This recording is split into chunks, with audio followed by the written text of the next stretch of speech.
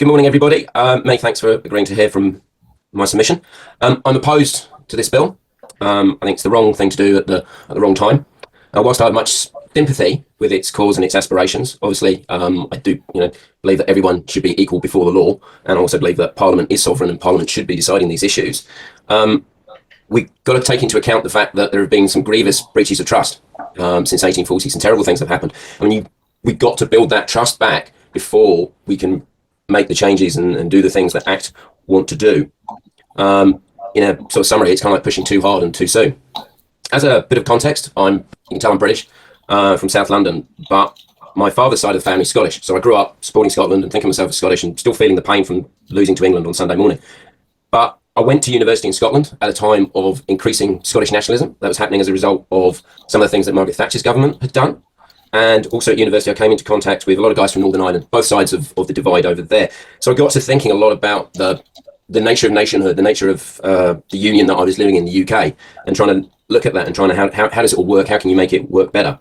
And then coming to New Zealand, and then also actually having a Canadian wife and Canadian family. So I'm looking at Canadian politics as well as New Zealand politics. And it came worked out really that very much on the side of what can be called as unionism or a liberal unionism, and the belief that the proper and fit and best foundation for any nation is as a union of people united by a shared set of values, irrespective of race, colour, creed, religion, language, or even geography.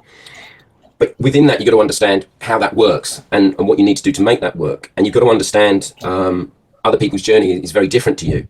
And you've got to understand those journeys. And a good example of where that failure is in this piece of legislation is when they're talking about a referendum. You've got people who are sitting there going, we are worried about the tyranny of the majority. So what you do not say to them is, oh, well, don't worry, we're going to have a referendum. That's going to produce a Newtonian reaction. Every action has an equal and opposite reaction. So they're going to get more worried by the threat of a referendum. What you've got to do is just keep on working with things and delivering a good government. And often what in Scotland we call, in Britain, it's referred to as nationalism or separatism, and in Canada they call it sovereigntism. For Quebec, I don't know the right word for it in New Zealand, the opposition to the union. I don't like the term separatism because I don't think it's an accurate description, but it's the word I've unfortunately used. You've got to understand each other's journey. So what I think the government needs to do instead of pushing on with this bill is concentrating on using good, solid liberal values of equality and fairness to deliver a good government that's free of discrimination and fear or favour. And doing that will replace a sense of grievance with a sense of trust.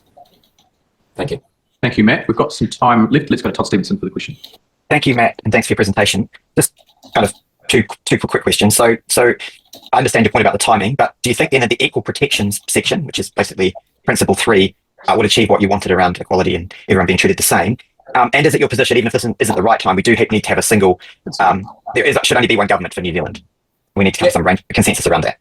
Yeah, but I think we've got to prove that it can deliver. We've got to act in that way and prove that we can deliver. And we can pick out things where we can tell where there's egregious things have gone wrong and correct those. I think a few examples of better treatment, better protection for urupa. Those can be harmed in various ways still, and we need to have clearer protections around that. That's a trust building exercise. Another couple, better investment in rural fibre, that and rural connectivity, that will support a lot of Māori communities, and involvement in iwi within that would be an example of iwi getting supported, but also the wider community out in those rural areas would also gain, and that would build trust. Another one, Heka Parata's example of 27 steps to get RMA approval for Māori land and 5 steps for general land. That's ridiculous and that's egregious.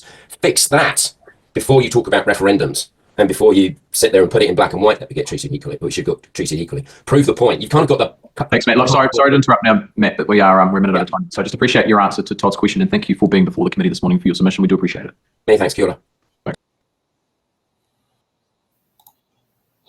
Well, that's something I wasn't expecting to hear about the RMA.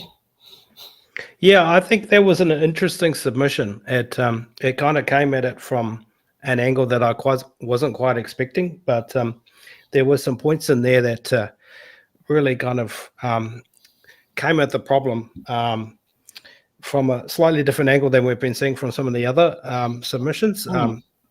Drawing the comparison on the Scotland and Ireland situation, I thought was interesting.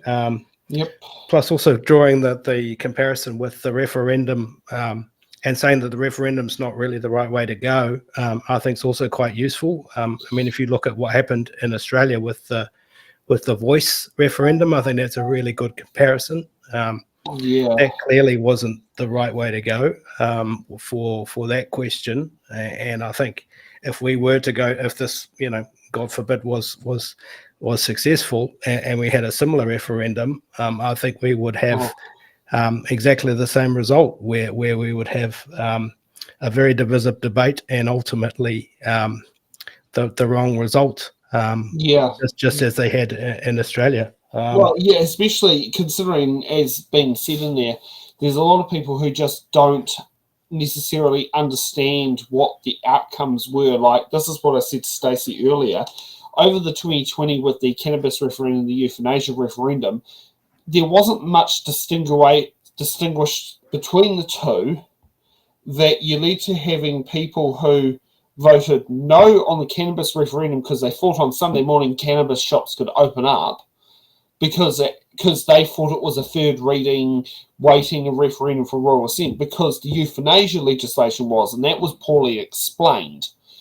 And I also believe the referendum should have actually been split into two parts, was decriminalisation and a fully regulated market would have been the better one. Whereas I think if you split into two, it would have possibly changed the result, because there was a lot of people who voted for, they would vote for it if it was just for decriminalisation, but they wouldn't vote for it if it was for basically Philip Morris Marijuana Limited. And that's what a lot of no votes were for, because it was a bill that hadn't quite yet gone to first reading. No, that's right. Yeah.